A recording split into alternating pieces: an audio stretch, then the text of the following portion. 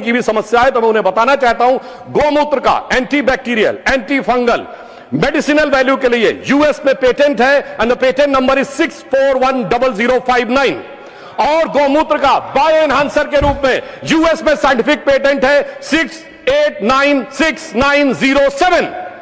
दोस्तों, राज्यसभा में बीजेपी के सांसद सुधांशु त्रिवेदी खड़े हुए और बोले कि गौमूत्र पर अमेरिका में पेटेंट है, anti bacterial, anti fungal properties हैं, इसलिए जो लोग मजाक उड़ा रहे हैं उन्हें समझ नहीं आता।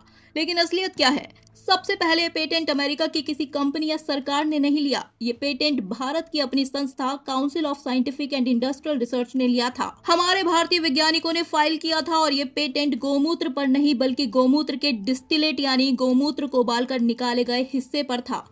और ये भी दावा नहीं था कि यह अकेला दवा है, बल्कि कुछ एंटीबायोटिक दवाओं के साथ मिलाकर उनके असर को बढ़ा सकता है लैब टेस्ट में। वही ये पेटेंट 2002 और 2005 में मिले थे, लेकिन 2020 तक मेंटेनेंस फीस न जमा करने की वजह से एक्सपायर हो चुके हैं, यानी अब इनका कोई असर नहीं है। सबसे बड़ी और मजेदार बात, पेटेंट में खुद लिखा है कि भैंस, ऊंट और हिरण के पेशाब के डिस्टिलेट में भी वैसा ही असर देखा गया। मतलब उनके पेशाब को उबालकर निकाले गए हिस्से में भी वही सेम असर देखा गया। तो गाय खास क्यों? दोस्तों, अब सवाल यह है कि संसद जैसे जगह पर आधे अधूरे सच क्यों बोला गया? बीजेपी वाले अक्सर कहते हैं कि हम साइंस और ट्रेडिशन दोनों को आगे बढ़ा रहे हैं, लेकिन जब संसद में बोलते हैं तो अपनी पसंद के फैक्ट्स लेकर लोगों में भ्रम फैलाते हैं। ये पहली बार नहीं हुआ, पहले भी हनुमान चालीसा से ऑक्सीजन, गौमूत्र से कोविड ठीक होने जैसे दावे आए। असल में गौमूत्र में कुछ कंपाउंड्स हो सकते हैं, लैब में कुछ एक्टिविटी दिखी हो, लेकिन उसे सीधे पीने की दवा मानना और लोगों को भ्रमित करना अलग बात है। डॉक्टर्स और साइंटिस्ट कहते हैं कि कच्चे मूत्र में बैक्टीरिया हो सकते हैं, बिना प्रूव्ड क्लिनिकल ट्रायल के दवा नहीं बन सकता।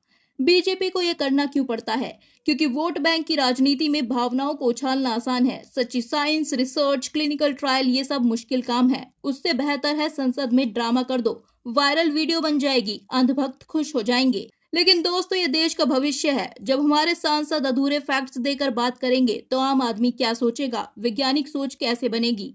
हमारी पुरानी आयुर्वेदिक परंपरा का सम्मान करना चाहिए, लेकिन उसे सही तरीके से साइंस के साथ आगे बढ़ाना चाहिए।